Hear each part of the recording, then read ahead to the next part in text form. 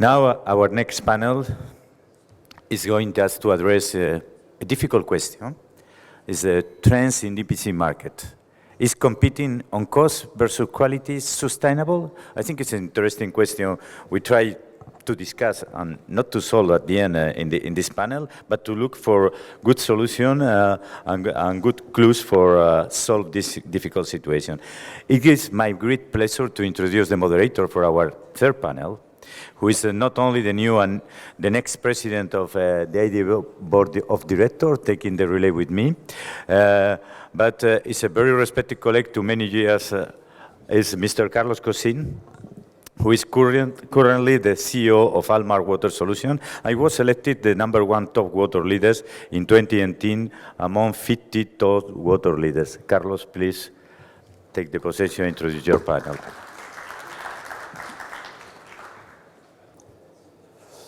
Okay, thank you, Miguel Ángel, for the introduction. Then I'm going to make a quick introduction about the panelists one by one, although I think all of them are very well known in the sector, with a deep involved in the specific arena of the EPC. Then the first panelist is Mr. Silvio Oliva. Silvio has been the CEO of Fischer Italian Plantain and is belonging also to the board of the company who belongs to Salini Impregilo Group. He earned a business and administration in economic and business from the University of Geneva. Please, Silvio. Our second panelist, also very well known from Metito, Fadi. Fadi Huet has more than 20 years of experience in the sector. He moved from GE Power to Metito in 1985, and from that time has been developing a very nice and successful projects in the region. The third panelist, that is, I don't know if Roberto Mangano, Managing Director of ILF Consulting Engineers. He is also a master's degree in the Geneva University with more than 10 years in the water sector. Olivier, General Manager of Bexix, also responsible for many of the contracts in the Gulf. And he came from Solvay Business School, Business Administration also in London Business School. Pedro Almagro, which has been working in Abengoa for many, many years, starting from 1998, and has been taking also positions in different SPAs and SPVs in the water business in Qingdao or US or in different projects, okay? Our last panelist is Mr. Luta, very well known in the sector, and today in this specific event, I also want to say thank you for the hosting us in this Congress, and Mr. Luta has been in charge of the projects and engineering operation and maintenance in India for years, and he contributed to Dubai as a chairman of Dubai Supreme Council as Energy Advisor Committee. Thank you very much to have the opportunity to discuss many of the things. Then I'm going just to give some quick figures and some trends in the markets that I would like that you discuss between you. But the first thing is that the market of desal is still growing, and we have some figures that EPC business in the next 4 years will probably require a capex of $17 billion US. Okay. Another figure is that the projects are coming or becoming bigger and bigger, but the delivery times are still the same. The capex per cubic meter, if we evaluate from the last 10 years, has been decreasing and decreasing and decreasing, and I don't think if we have already a floor, okay? And there is a new trend that is the change or the trends of moving from BOT, from EPC to BOT model. And the last figure we have that has been published last year is already 60% of the total desal market is now contracting under BOT, okay? Then I prepared a 5 group of different questions. I don't need that you respond all together. I prefer that to have a discussion between of you, and I think that none of them are working the same sector and same size and different strategies. Then I accept any other different points of view regarding my questions. Okay, my first group of questions is regarding that this moving from the desalination market from a specialized advanced technology solution for a more commodity business, which you have to compete with a more competitive local players, and the technology are not as it was in the past a differentiate barrier. Then I have 2 questions for all of you. What is your view of this today, environmental, and how do you balance risk with the limited margins, maintaining the competitive in the market? First question. And the second is the large scale that we are now facing more interesting and you have more appetite for these Rabics, Sucakes, Tawilas, or in opposite, a more comfortable size and lower size, there is a more room for you? Then I will respect the order, and Silvio, if you want to start. Thank you. I think this is a key question is about the model of contracting, which practically now has shifted almost totally to the BOT model, to the IWP or PPP model. This is a very important change in the industry, because if we compare in the past, which was the model, BOT and EPC were living together.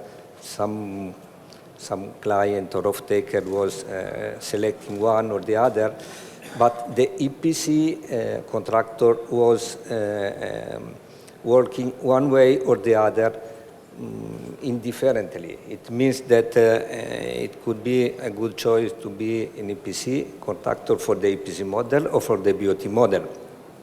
Then when the IWP took over, and now it is basically almost the end of the EPC contracting for the large-scale projects, we have seen a real change also in the EPC model, the professional approach of one contractor for doing all the project, all the works, has been in a way changed into a split model of some know-how or technology provider plus one, general contractor partnering.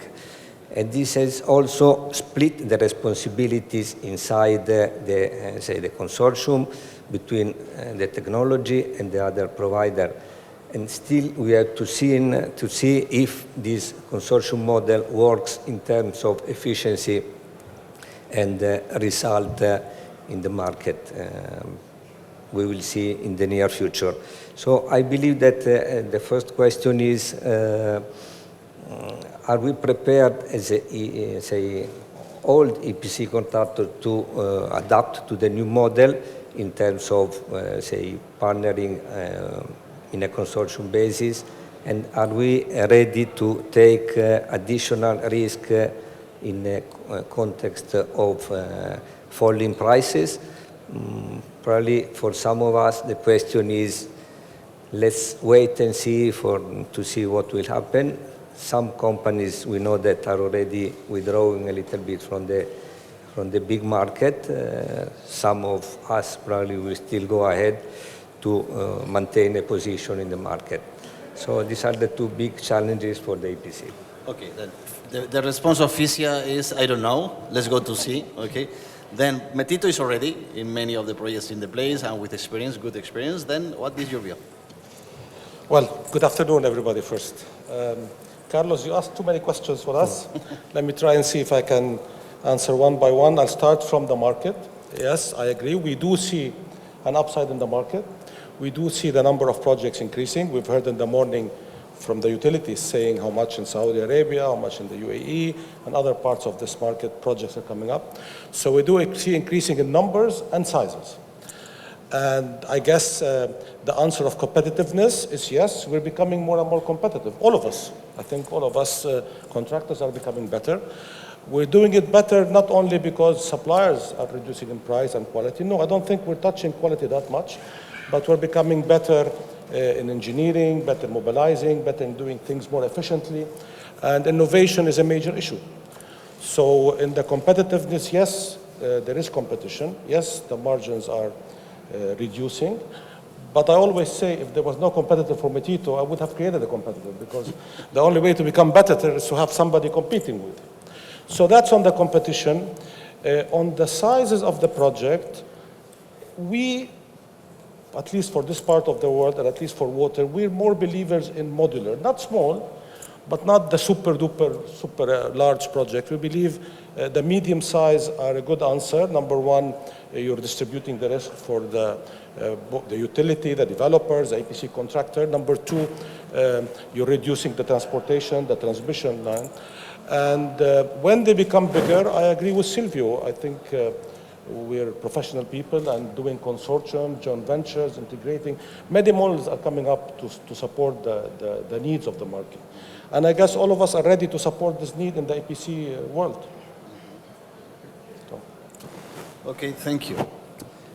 The same question for Roberto, but Roberto has a different role in comparison with the rest of you, because at the end he is a consultant firm and he has an enormous responsibility for all of you, because he is advising to majority of the utilities in the best way to launch the tenders. Okay, then in your responsibilities that you have also to advise the batch better for the sustainability of the projects and avoid the risk for the utility in the future. Then what is your view at this question that we are discussing? Yes, in fact, thank you.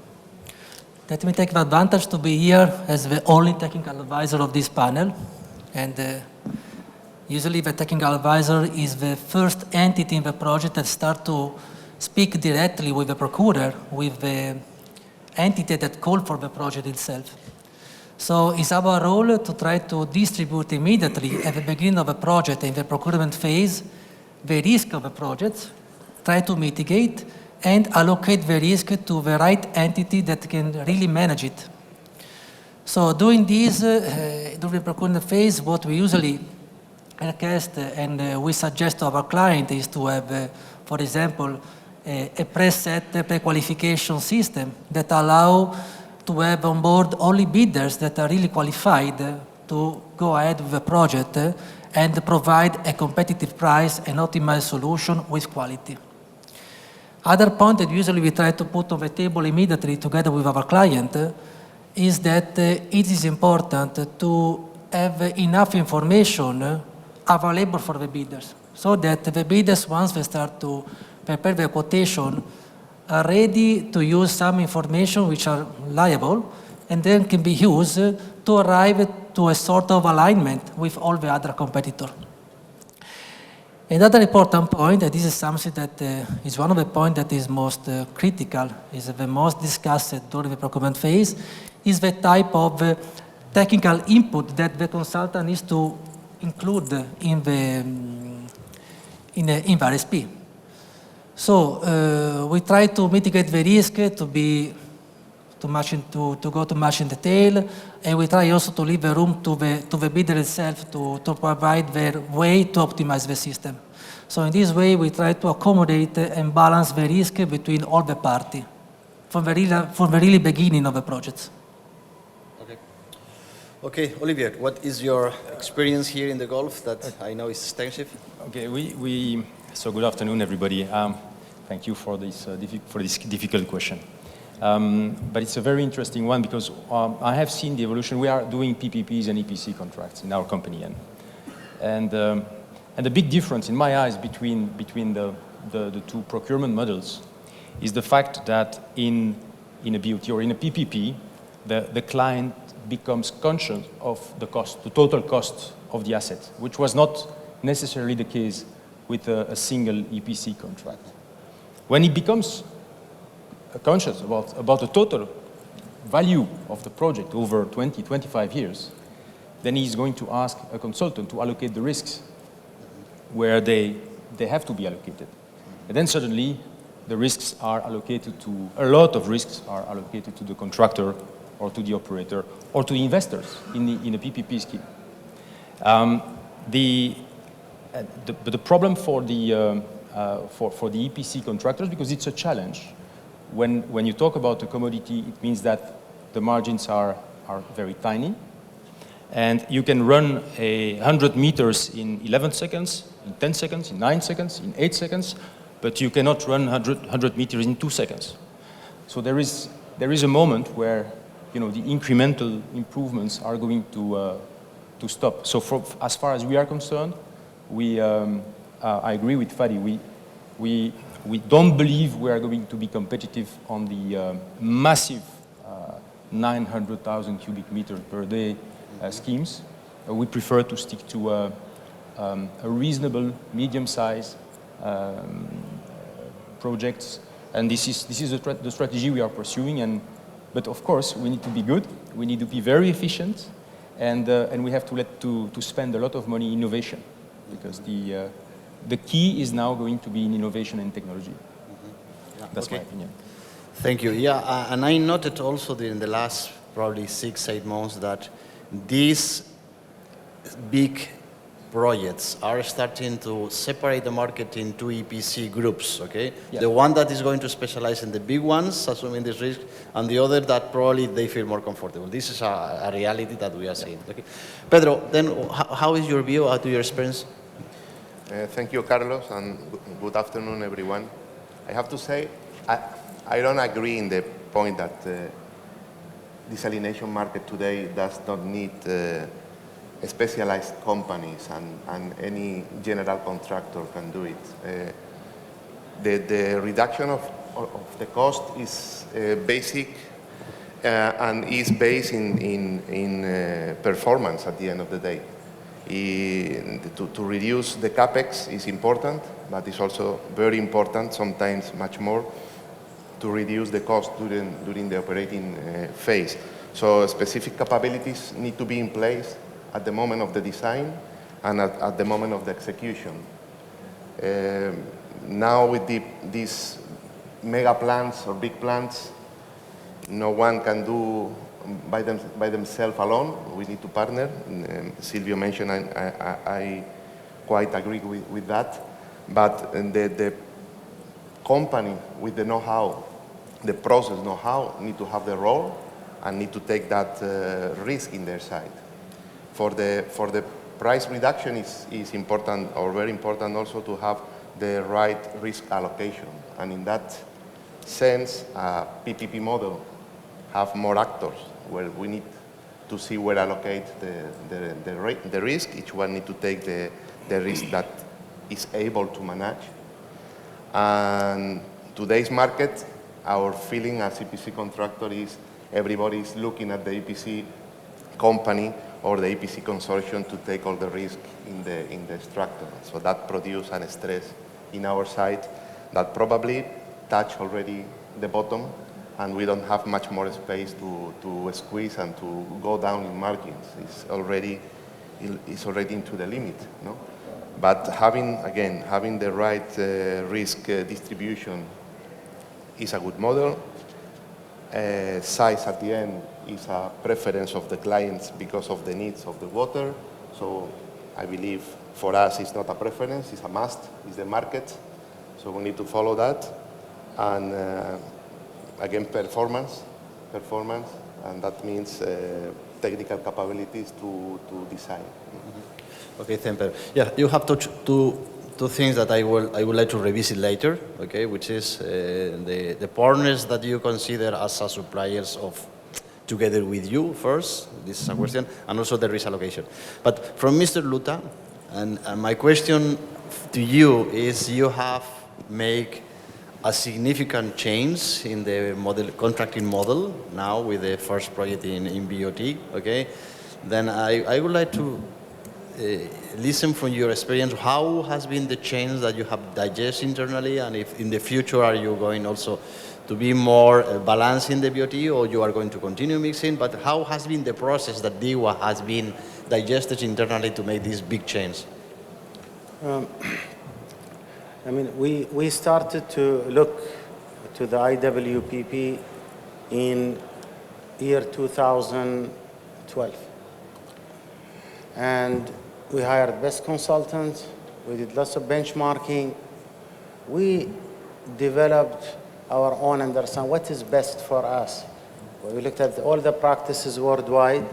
And for example, let me just, when we talk about IWPP, but the management of IWPP is different. If you look at, when we looked at it, also looking at risk, if you see, I'll just give example, not only on the water side, but we'll see on the renewable side. We had to look at what are the conditions. So you have to establish certain regulation, transparency, requirement. We engaged people to see exactly what is needed. DIWA is a rated organization. Our financial performance is excellent. And also we wanted to allow the private sector to come in. But still, we always look at availability and reliability of our network. That's a key. We understand the difference between EPC and minimum function specification. We give them some freedom for value engineering, to optimize. We didn't go for boot. We went for build, own, operate. And we also owner of the project company. There are different, I think in Saudi Arabia, for example, okay, they don't get involved, they are off-taker and they buy water or they buy power. For us, no, this is very critical for us. And so the board chairman is from DIWA, and then there are 3 members and two members from the project company. I had all board technical committees during these projects. We make sure that the design. We share lesson learned, and especially in the EPC and our experience, and we try to optimize. For us, it's very important safety. When we look at it. But why IWPP will be successful, I think, earlier I came late, but we were looking at the panel earlier. They were talking about, you have the off-taker, developer, and the lenders. I think the key for making IWPP successful are the lenders. Okay? You see, it's totally different than EPC. Here, when we hire a consultant, we have a consultant, somebody sitting here, we always, for the EPC, we look, they are technically strong, technical consultant. You go to our advisors for the IWPP, now change even the name, the consultant, the advisors, you find that the main ones are the legal, and then commercial, and then small portion, which is the technical. So it is business. It is business, and risk is shared back to back. And this is, I think, the way we are doing so far. Also, you have to work very hard to reduce prices. We are tendering now. I believe that we will get in the range between, you see right now, you look at Saudi Arabia, you look at Abu Dhabi, they are in the range between, I'm going to say it in fils per IG. Okay, people like to use meter cube. I'm not going to use that cents per meter cube. But the range always between 0.8 to 0.9 fils per IG. I expect our tender for 120 MIGD Hasyan to be close to the 0.72. Okay. The other part, we have to also work with the developers and give them ideas about optimization. We don't leave. I mean, we share. We are technical people, you know, not business people. Business people don't share unless you pay them money, you know. But technical people are very straightforward, you know. You ask questions, they will give you. But many things that DIWA has done, even in, we do benchmark, we try to look at optimization. For example, the CSP. Now, the CSP is 7.3 US cent. I mean, at the time of tendering, it was 15 to 16 US cent per kilowatt hour. When they asked His Excellency the MD in a press conference, they asked him, what is the expected price? What do you want? He said less than 8. And some developer sitting close to me, and they said, this is impossible. I said, don't say that. You come to us, we will show you also how to optimize and to do. And at the same time, we went afterward, we went to Spain. We went to Abengoa, we went this, we looked at their experience and all of that. And the question I was asking His Excellency, where did you come up with this figure? Because at that time, Abengoa had some projects in South America, and they were aiming close to this figure, you know, and the prices came. You put a challenge, like I like what Saudi Arabia is doing. They are putting, for example, regarding efficiency, 7.3 or this. But, you know, when we talk about technology, I heard, you know, about people talking about technology within 2-3 years and things will be obsolete. I don't agree. I mean, look at RO. I mean, okay. I mean, the innovation in this sector is not from the technical part. The innovation is in the business part. What is making things, you know, attractive, long-term contracts and all of that. So it's an exciting market, but you need to have good governance. And how each company or each utility company or country will try to manage it differently. Maybe they don't want to be involved with the development. But since they are our partners. We are owners actually. So it is not 100% we are just an off-taker. No, I take my hat every meeting from an off-taker to also a project company looking at their interests. Okay, thank you. I fully agree that now the challenges in the market force to the companies to make the things different. I've been involved in one of the big projects that has been under the pressure to have a good tariff, and this is the project of Suquei, for instance, and the only way is that you have to, as Pedro said, to make the things different, to allocate the risk to the proper persons, and then altogether give with the best tariff, okay? Then this model would probably, under the EPC or PPP model, can be easily done because it's a group of partners together, okay? When you go in an EPC and you are the sole responsibility, but at the end you have partners, you have suppliers, you have people, then how do you can extend this risk allocation to your subcontractors or to your customer, because you have just two ways to with the customer is difficult because at the end it's a standard contract that you have not room to maneuver, but how you can trespass this risk, assuming that at the end they have to be partners with you as a suppliers. And the second is, I saw with two big companies now that they are making a very big exercise of optimizations in deliveries, because if not, it's impossible with these mega plans to reach the delivery plans. And they have a big room, okay, to proceed, okay? How is your experience in these two fields, okay? The first point is the supply chain, which is equally important as the EPC, as we are. Because when you try, as you said, with the client, or say with the upper level, you have a little space to maneuver. Either you enter or you stay away. But if you enter, then you have to transfer a good part of your, say, efficiency exercise to your suppliers. Some of them will follow, some of them will not follow.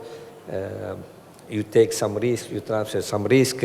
We know that some companies already from the supply chain, they are really not very willing to follow this new trend in the market. We know that from the past, many suppliers has already left, or say by force or by decision, they have left the market. It's difficult to envisage that new supplier will come soon. We are waiting the new wave of Chinese supplier, and probably they will fill some gap in the market. This is a point where the suppliers, subcontractor are basically, say, a weak point in the chain. The same that we are looking at some project where there is a local content, say, obligation that is important because it is giving you less freedom to look for the best possible alternative. You need to focus on what is available in the local market. So probably this part which is important, we understand that it is important from the general point of view, maybe should be encouraged, but not penalized in the sense that probably the local content should be given a premium and not vice versa, that the local content, if missing, you are penalized. This is one point. On the second point, which was basically potential improvement by standardizations and to reduce the risk and optimize. Well, this is something which has to do with, say, technology on one side and organization on the other side. We have experienced recently also ourselves on fast-track project that were a good, say, good output in terms of delivery in the terms which usually is not, say, the standard market for delivery. With some standardization, we could do better, but of course, each project, each client has some different condition to be applied, so it is not very easy also to accommodate this request to the standardization. So I believe that we are still in the middle of a process whereby the industry should tend to optimize and standardize, but it's a work that we need to do together. It cannot only be on the EPC side. Mm-hmm. What is your view, Fadi, that you are in this manifold and unhandleable sizes? Probably it's easy for you. Yeah, well, first I want to comment what Mr. Luta said and agree 100%. I guess it takes all of us to work together to achieve the most competitive, best quality at best time.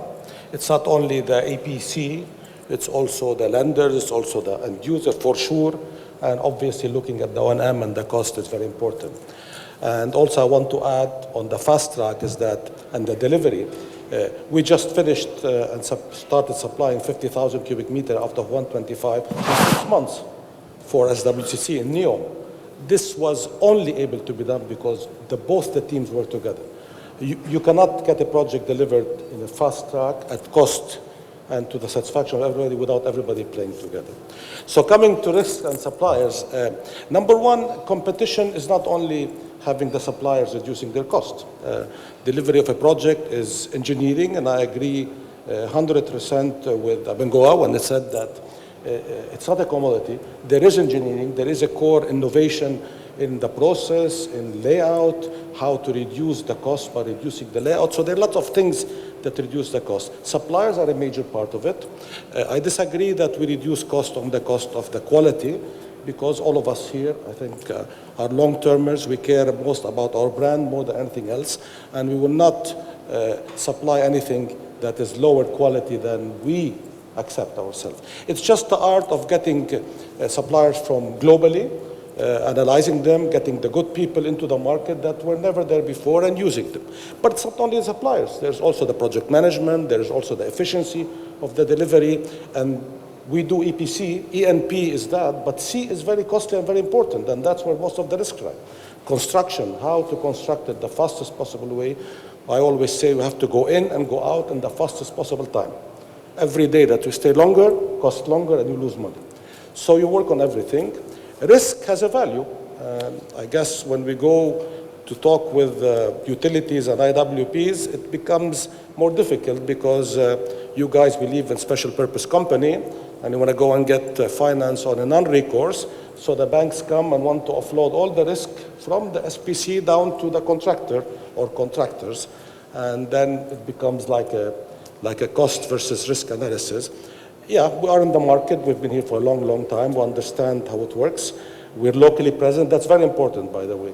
Having a very strong local presence and long-term in the market, and I guess you're one of those as well, like us, makes you understand more the country, the risks, the people, and enables you to take more challenge there. So that's my side of this. In your particular case, it's different, but you sometimes make a specification together with the customer that puts some restrictions to the EPC contractor when they go. Then how is your view at this point? Yes, actually what we discussed before also was that, as Silvio said, there is a distribution of risk inside the EPC. That could be an EPC joint venture or could be maybe also an EPC consortium. In any case, what we see recently is that the number of EPC involved in a single project is different and is more compared to some years ago. So it's like that the distribution of risk is different, and this could create additional problem in the management of all the EPC. And this is applicable when the project is quite big. Recently, we were speaking about mega project. So mega project means that the capex for these new projects are double or 3 times the capex of and the financing of project of 5-10 years ago. And this sometimes force the procurer and the consultant in this case to put some minimum criteria. These minimum criteria are there because we want to be sure that yes, you can subdivide all your package in several more package, but at the same time we want to be assured that somebody take the lead of this EPC. Lead because at the end of the day what we need to achieve is a product with quality. So as a role of advisor, we try to qualify and identify the right entity that really needs and is forced to lead this team. So going back also to what Mr. Luta said about the difference in the technical approach for an EPC project and also compared to the WPA projects, it is true that from a technical point of view, when we work in an IWP project, we should really try to give just minimum information, minimum criteria about the configuration of the plant. But at the same time, unfortunately, it's quite impossible to leave completely freedom to the EPC. Otherwise, it could be that some equipments that are without any reference are going to be provided and should be accepted if there is no criteria to be specified in our specification. So it's just to find a sort of balance between advanced innovative technology and the state-of-the-art technology. So if we will allow the bidders to use some innovative technology, at the same time we need to find a good balance. So maybe it's just a matter to not revise, but think about the way of how the WPA is structured. So I speak about early water production that maybe could be achieved in a way using some innovative technology, later to be not replaced but reinforced with state-of-the-art technology. So this is something that we try also in our work to discuss with our client. Okay, thank you. Pedro and Oliver, something to add over the discussion of your colleagues? Some points different? Quickly then. All our projects now are highly depending on partners. We're partners at the EPC, in the EPC consortium, partners with lenders, the most important, the people who are going to put most of the money in the project, and also the supply chain. So as far as we are concerned, the other mic is better? I'll give it back to you. I'll give it back to you. Sorry for that. Now it's better now. So I was just saying that all the projects now are implying the presence of very important partners. The lenders, the people who are going to put most of the money, the members of the EPC consortium, and the people who are working in the value chain. So as far as we are concerned, one of the most important aspects is to really think through and to make a due diligence of all these value chains. We have to understand how they are going to react, how strong they are. The second aspect that in this ecosystem that we are very keen to assess is the mechanism that is imposed or that is put together with the client to manage the change, because all the EPC contracts are at some point have difficulties, and we are very keen to work with clients who can put together the spirit of cooperation, because if they don't want, if they really stick to the contracts and to this risk allocation, as it is done by the technical consultants, and they are excellent, then we might incur big issues, because there is no flexibility sometimes, especially with the lenders, and the technical advisors of the lenders are pushing. So for us, the relationship with the client remains the most important. And I take this opportunity to thank Mr. Luta, because we are at the moment finishing a project, a fast-track project, and he has helped us through helping us with supplier to expedite a very important part of our project. And this cooperation should be highlighted. Okay. Pedro, something to add? Yes, very quick is just to add that doesn't matter if it's an EPC or a BOT model. The important thing is all the parties are clear about the targets, are aligned about what we want to do together, and are for the good of the project. Our last experience finalizing a project, Shuaiba, a project that was a challenge in terms of timing, but at the end we finished 1 month in advance, was because all the parties, we were aligned. An off-taker that know and understand what are we doing and what we need to do for the success of the project, a developer that is clear also, and an EPC contractor that is working for that. So if all the parties are in the same direction, will be a success. Doesn't matter the model. No? Okay.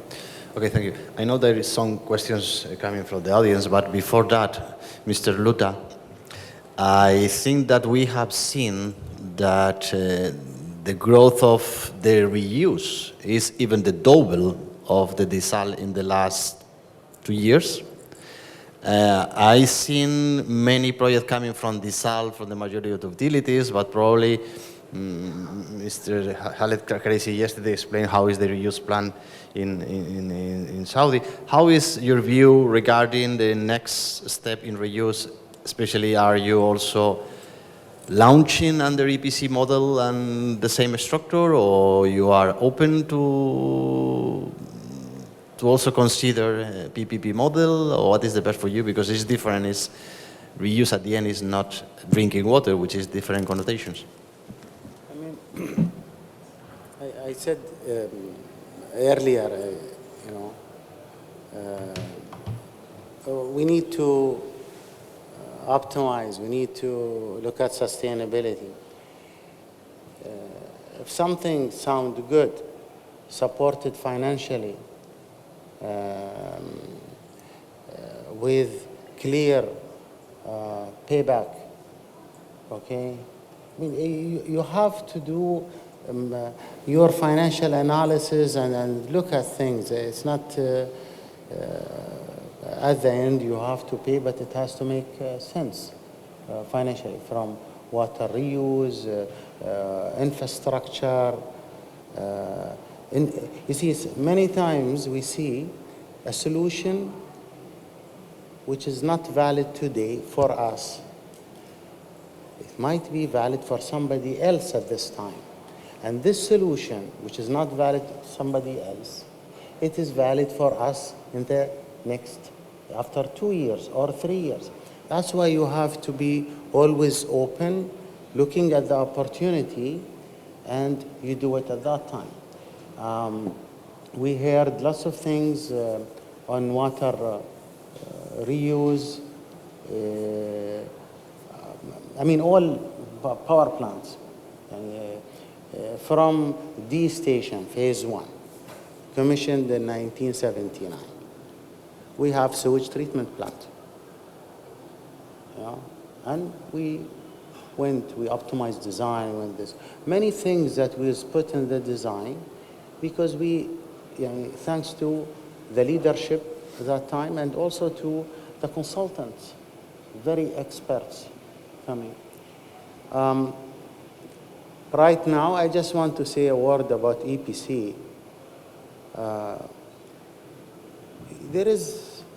I'm not happy with the EPC system so far.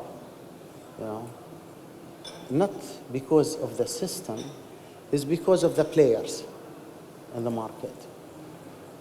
The only winner in this formula is the consultant.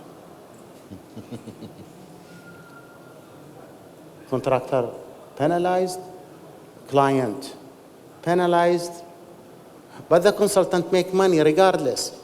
Time is not important, he makes his money. Noted. I will remember. Okay, so we need to change the formula. We need to change the formula, where everybody, and what we see also, EPC contractor, they come with lots of promises, and they don't deliver.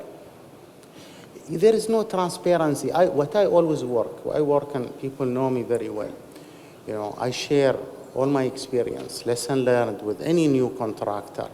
I put my team to engage with Dubai municipality, with RTA. We try to help them. But we need to also, I want them to be honest with me. Not, because if we consider, if you want to be one team, you have to be transparent. But some of them, and this is what I see, and most of the issues with EPC contractors are their top management. Not people who are left in the field and try to manage a project. If you tie his hand behind his back, he will not be able to deliver. So EPCs, they have to look, and big companies, it's not, many times I see EPCs come in the picture for the purpose of cash flow, which is not right. You have to be committed. When you make a commitment, okay, you need to deliver. But see, they are not, if we change the contracts where they risk to them financially and they will be hit hard, it will make sense to them to reinvest. But alhamdulillah, what we have in D1, all my colleagues here, okay, contractor, EPC contractor, consultant, we work as one team. We always do our best to meet the 3 criteria, which is, cost, quality, and time. And I hope we can do something. Yes, our colleague consultant not happy with me, I'm sure. Yeah, no, but one important point is that the transparency that you mentioned, we can then, it's not the moment to discuss, but we can then open the dialogue as how now we introduce the model of America, US, or Australia, that is full transparency, open cost, and then in both sides you agree what is the margin, okay?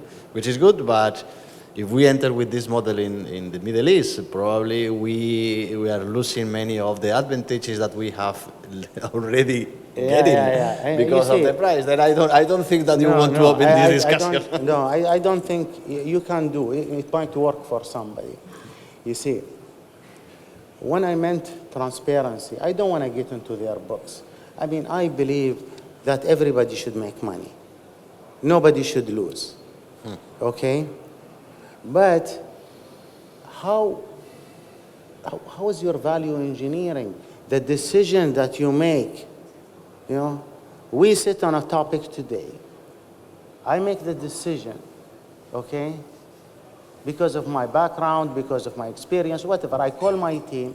I try to make the decision within 1 hour. I have a team and consultants sitting for 7 days. See, time is money. So you need, I talk about transparency, I'm taking it to a higher level where people that they know that the project is gonna be delayed 6 months. It's supposed to be delivered after 12 months, but there is another 6 months. And they don't share. They don't even say, they still commit to a 12 months, it's gonna be 18 months. This is what I mean. If they tell us in advance, maybe we can support. Yeah. We can help. Maybe they need manpower. Maybe they need to change the milestone payments. Okay, we will go and change it. This is exactly what's happening in my project. You know, contractor, I'm not talking about contractors I deal with that they are not transparent. I'm talking about the business itself, you know, where people will try to go and, you know, not telling. This is what I meant by transparency. But transparency doesn't mean cost and I check. I'm not an auditor. Some contractor will do something here at $100. The other one can do it at 80. I don't know. You know, this is. Okay, thank you. I think it's crystal clear, your comment. Then I think there is some question from the audience. We are running out of the time, but if, Mr. Busnak, please. Sustainability, to answer the question, cost and quality not enough. I'm happy Brother Nasser added 2 elements, sustainability and financial sustainability. I mean, transparency and financial sustainability. But I'd like also to add environmental sustainability, because if the project in the future is going to not acceptable, then you have to be ready for, or watch that. In order to be ready for the future, you have to add innovation, because we cannot solve the future problems today. So we have to be ready to solve future problems by innovation. And the last and the third, the fifth, is 2 from Nasser and 3 from me, is social. And this is what I said, we should add people, because if the social element is there, it is more sustainable locally. So, thank you. Thank you very much. Hassan, please. Ayesha, I must have, that's why I know Adil for such a long time. He took the words out of my mouth, but I want to put it in a different way. I think the title here is wrong, because sustainability is is really should be even a more major item than we are talking about, and that will bring me further into question of water reuse and other items, because sustainability should be the main. It should, instead of being the last item on the list, it should be now brought to the front, because unless we do that, we are creating monsters for the future, which we cannot dismantle. So I think from the stage the world in today is we have to think of sustainability before we even start allocating project. Otherwise, we put ourselves in a straitjacket, which is the situation today, unfortunately, with our water, electricity, and a lot of our infrastructure projects. If somebody can comment on that. Thank you. Okay, just last comment, Olivier, then you have to respond. Talk about sustainability and coming back to your question to Mr. Luta regarding water reuse. There is, I think the entity that should do something about that is the local government, or the local governments in the region, because there is now, we are talking about mass production of very cheap water, but we are not doing anything about water reuse. And we are working at the moment in a totally new sector in the region, which is solid waste management. Solid waste management is new, but there is already a regulation that forces cement factories to use RDF, which is derived from the rubbish, actually. But in the water sector, there is nothing. There is no obligation on anybody to reuse the water, and it should be very easy, actually. So that's an appeal from our side to sustainability. Okay, it's not as easy, and believe me that I've been fighting with the regulators in Europe to have a final regulation regarding reuse. But anyhow, I think that I appreciate a lot your attendance to the panel. Thank you, very, very interesting. Also, all the audience. We have to close. And Miguel, I think the next start at 2:30. Then I think that the panel has been very interesting. Then if we can give an applause to all the panelists.